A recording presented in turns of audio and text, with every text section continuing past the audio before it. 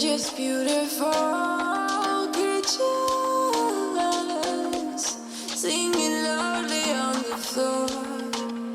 We could dance forever until they kick us out the door. All I hear is blah, blah, blah, blah. Followed by the blah, blah, blah, blah. I don't wanna talk, talk, talk, talk. Oh my God, oh my God.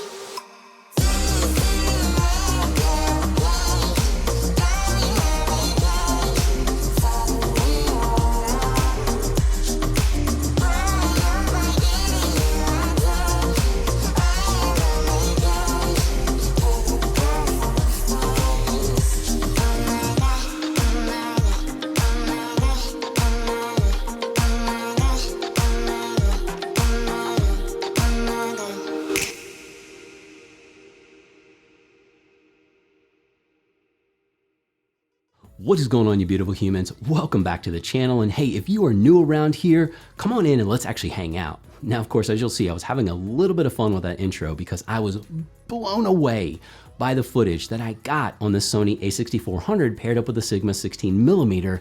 And here's the thing, that's what we're gonna be talking about. And we're gonna be talking about this as a great camera for low light performance on a budget. Now, for those of you that are also 6500 users around the community, I'm addressing you as well because these are very similar cameras, same sensors. The only thing is that the chipset in the 6400 is going to give you about a stop better of improvement when it comes to low light performance, but I'm still suggesting that you take the 6500 paired with the Sigma 16mm if you have that and go out and try some of these things. Now, of course, I do have to emphasize budget here when I say budget. So with the body of the 6400 being around $898, $900 US, and the Sigma 16mm being anywhere between $350 to around $400, you're looking at all in at around $1,300. Compare that to a full frame, even the budget A7 III at around $2,000 US, and then even pairing that with a Sigma 24mm, giving us a very similar experience and of course focal length, because the Sigma 16mm on the APS-C sensor is a 24mm equivalent. You're still looking at $2,600 for that pair up. And when you consider that, that is twice the price of the 6400 here with the Sigma 16mm. Now, of course, moving up, we've all been talking about and listening and watching videos on the Sony A7S III. That is the low light master here, but at around $3,400, $3,500 for just the body alone, and then even using that same budget Sigma 24mm, I mean, you're at around $4,100. So again, when we talk about budget, put things in perspective here. Now I'm gonna talk about the video that you saw in the intro. I'm also going to talk about the photos that I also took. We're also gonna be talking a little bit about the picture profiles and a couple of bonus tips here that I think will help you get the best footage that you can possibly get. I also want to talk about your expectations here because I have a lot of people talking about the 6400 and the handheld and the fact that it doesn't have IBIS, and of course the Sigma 16mm does not have any stabilization, and of course I've done a couple of videos on that.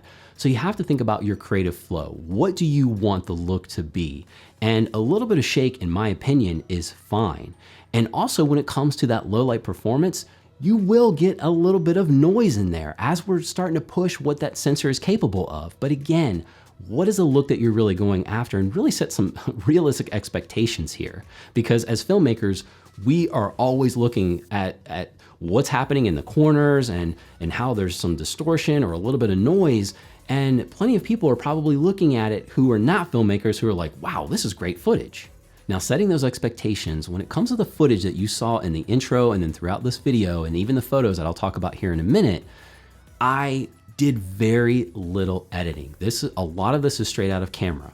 And so when I actually film this, and I know that I talk about HLG all the time, but what you really need to think about is picture profile 2. And of course you have that here on the A6500 as well as the 6400. And of course, I will drop those settings in the description below so that you can set your camera up how you need to. But a couple of extra tips that we need to think about when we're shooting both video and photo, because we need as much light as we can get and push that sensor just a little bit. My ISO setting was minimum. So I bracketed that between 100, and for the 6400, it was 12,800.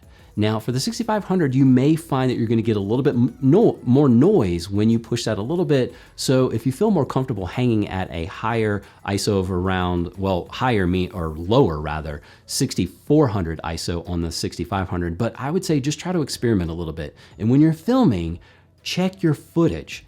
Take a look at it and see what you're filming. So take a look at your footage after you've gotten it to see if you can notice any major issues with it. Now, you're not gonna see a lot of the detail that you will when you're like on your monitor here in post-production, but definitely take a look at the footage in the field.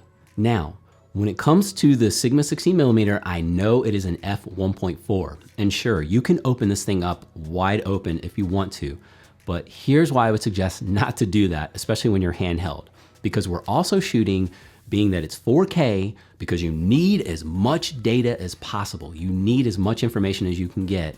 We're gonna be shooting 1/50 because I want as much light as I can get, pushing the ISO, getting that shutter where I need it, and dialing in the aperture so that I can still get some detail. And so if you're at f1.4 handheld, it's going to really look a little fuzzier. So you're not going to be locked in to the capability of what these cameras are really good at, and that is their focus. Now, if you were on a tripod and doing some kind of astrophotography or filming, then I certainly would open that up because you're on a tripod, you're locked off, and there's no movement there. But for handheld, what I did is I experimented with an f-stop at around 2 to like 2.2. And what this allowed me to do is still get in enough light filming at this time between 8 and 9:30, but it also allowed me to nail some of that focus. And of course, there's plenty of footage in here where I just couldn't get to nail the focus, so I had to reshoot it. Again, that's why I was checking in the field, but then I was able to actually grab it with just a little bit of experimentation.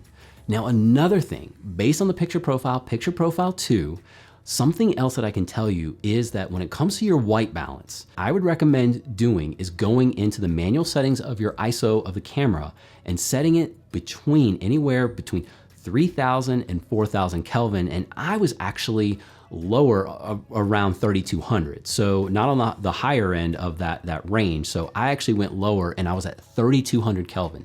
And one of the things that you can actually do, and you'll notice when you bring it into post-production, depending on where you're shooting, things can look a little bit more blue and magenta. I would rather have things look cooler coming out of the camera and then being able to work with it in post and warming it up there. And as far as the footage that you saw, what you're really seeing is almost straight out of camera. I spent very little time editing it because I wanted you to see what the camera was capable of, and with this picture profile and the settings that I actually used. Now, pivoting over to photo, I'm in a very similar situation here, still remaining 1/50 and my aperture at around 2, because again, if I was locked off, I would open it wide open. However, to get that focus, to nail that focus in a low light situation, you're gonna have to mess around with your aperture. And even in some situations, I even went up to like 5 or 6.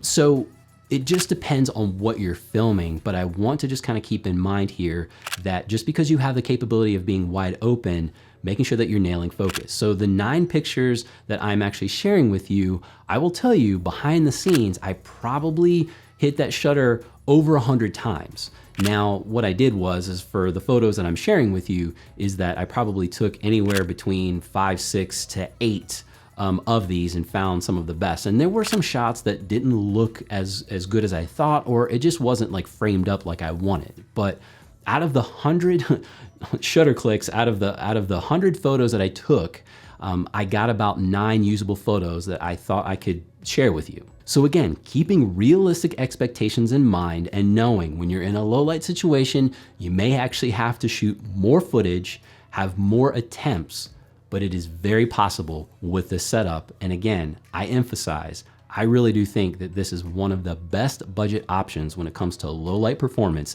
if you're someone who wants to get out there and film when it's dark. And as I said, I have my camera settings in the description below so you can check those out. And I'm actually gonna be doing some more low light filming here with the 6400 and 6500, and I'm even going to be using the Sony A7Siii because I've been enjoying filming at night and in low light situations. I think I'm actually, as a filmmaker, getting better at it, and I wanna share that with the community here, so stay tuned for that. But as I always ask you, what else can I help you with? What kind of conversations can we have below? You go out there, do those things that matter. And if it's in a low light situation, the 6400 and the Sigma 16mm is going to rock faces for you. So go do the things. I'm gonna keep creating value for you here. And until next time, I will catch you right back here on the next one.